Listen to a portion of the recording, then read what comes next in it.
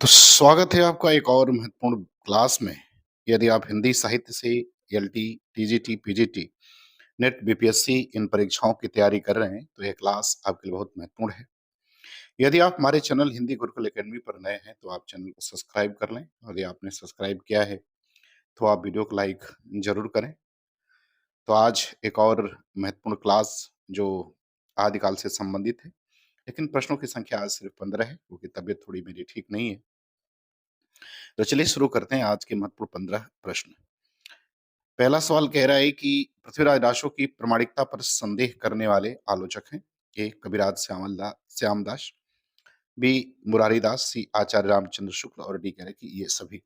तो आपको पहले वाले प्रश्न का उत्तर बताना है कि पहले का प्रश्न का उत्तर जो है सही उत्तर क्या हो जाएगा। तो इसका सही उत्तर विकल्प डी हो जाएगा। ये सभी के सभी लोग जो है पृथ्वीराज रासो की प्रामाणिकता पर संदेह करने वाले आलोचक हैं। दूसरा सवाल कह रहे हैं कि डॉक्टर हजारी प्रसाद द्विवेदी ने धर्म परीक्षा के आधार पर जैन साहित्य का सबसे प्राचीन कवि किसे माना है। ए स्वयंभू, बी पुष्पदंत, सी चतुर्मुख और डी धनपाल। तो आपको बताना है कि धर्म परीक्षा के आधार पर सबसे प्राचीन कवि कौन है, तो चतुर्मुख माना इन्होंने है। विकल्प सी उत्तर जो है वो दूसरे का सही हो जाएगा। सवाल नंबर तीसरा कह रहे हैं कि बौद्ध साहित्य की प्रतीकात्मक भाषा को क्या नाम दिया गया। आपको बताना है सवाल नंबर तीसरे का उत्तर कि बौद्ध साहित्य की प्रतीकात्मक भाषा को क्या नाम दिया गया। ये संध्या भाषा, बी प्रातः भाषा, डी मध्याह्न भाषा और डी करे कि इनमें से कोई नहीं। तो आपको तीसरे सवाल का उत्तर देना है कि इसका सही उत्तर क्या होगा। तो इसका सही उत्तर विकल्प ए हो जाएगा, सांध्य भाषा इसको नाम दिया गया। सवाल नंबर चौथा करें कि लोक साहित्य के भाग हैं। आपको चौथे सवाल का बताना है उत्तर। लोक साहित्य के भाग हैं। ए सैद्धांतिक साहित्य, बी श्रृंगार रस का साहित्य, सी वीर रस का साहित्य और डी कह रहे कि ए और बी दोनों। तो चौथे प्रश्न का सही उत्तर आपको बताना है कि इसका सही उत्तर क्या होगा। तो इसका सही उत्तर विकल्प डी हो जाएगा, ए और बी दोनों सही हो जाएगा। पांचवा सवाल देखते हैं, कह रहे कि प्रादेशिक बोलियों के साथ देश भाषा ब्रज के संयोग से बनी अपभ्रंश भाषा का नाम क्या है। पांचवें प्रश्न का उत्तर आपको देना है कि इसका सही उत्तर क्या होगा। प्रादेशिक बोलियों के साथ देश भाषा ब्रज के संयोग से बनी अपभ्रंश का नाम क्या है। ए डिंगल, बी पिंगल, सी भोजपुरी और डी मैथिली। तो पांचवें का उत्तर हो जाएगा पिंगल भाषा। विकल्प बी सही उत्तर इसका होगा। सवाल नंबर छठवां कह रहे कि देश भाषा में लिखी प्रथम रचना विद्यापति की पदावली है, अतः हिंदी का प्रथम कवि विद्यापति को ही माना जाना चाहिए। यह कथन किसका है। A doctor Bachchan Singh, B doctor Nagendra, C Acharya Shukla और डी डॉक्टर गणपत चंद्र गुप्त। तो आपको छठवें प्रश्न का उत्तर बताना है कि सही उत्तर क्या होगा। तो इसका सही उत्तर विकल्प ए हो जाएगा, बच्चन सिंह। ये विद्यापति को हिंदी साहित्य का पहला कवि भी मानते हैं। बात करते हैं सवाल नंबर 7। 7 में कह रहे कि कौन सा नाथ योगी स्त्री मोह में फंस गया था जिसका गोरखनाथ ने उद्धार किया था। ए चरणदास, बी गोपीचंद, सी मछिंद्र नाथ और डी चौरंगी नाथ। तो सातवें प्रश्न का उत्तर देना है कि इसका सही उत्तर क्या होगा। तो इसका सही उत्तर विकल्प सी हो जाएगा, मछिंद्र नाथ।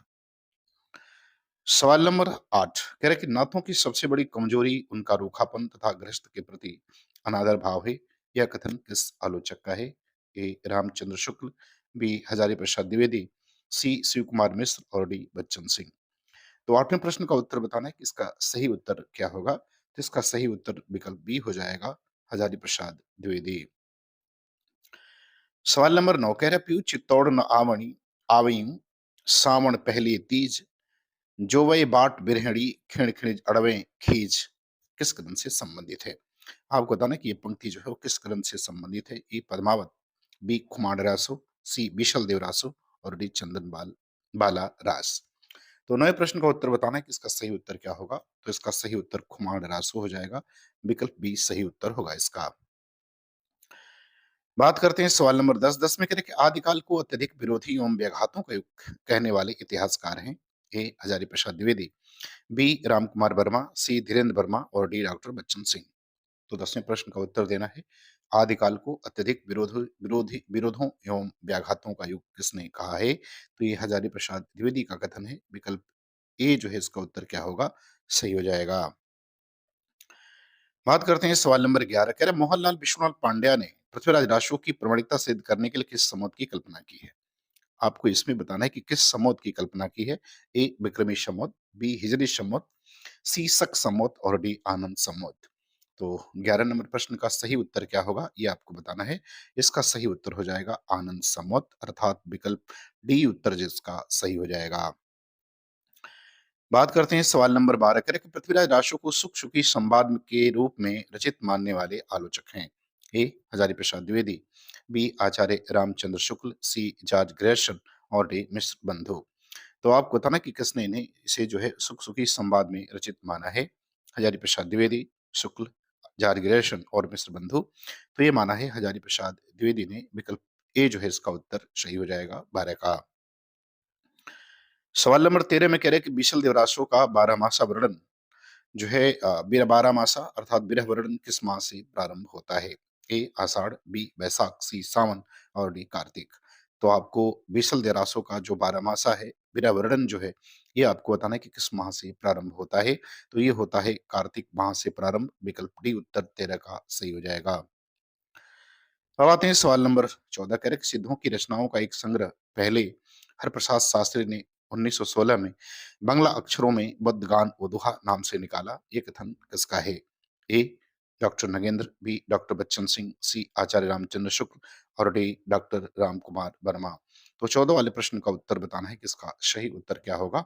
बौद्धगान ओदुहा ये बांग्ला अक्षर में हरिप्रसाद शास्त्री ने जो है ये सबसे पहले इसको निकाला था। आपको बताना कि कथन किसने कहा है। तो ये कहा है आचार्य शुक्र ने। विकल्प सी उत्तर इसका सही हो जाएगा। अब बात करते हैं आज के अंतिम प्रश्न नंबर 15, कह रहा भक्तिवाद पर सिद्धों का प्रभाव है। इनके साहित्य की सबसे बड़ी महत्वपूर्ण देन यह है कि आदिकाल की प्रमाणिक सामग्री प्राप्त हुई है। उपयुक्त कथन किसका है। प्रामाणिक है, ये ना नहीं होगा, प्रमाणिक सामग्री प्राप्त हुई है।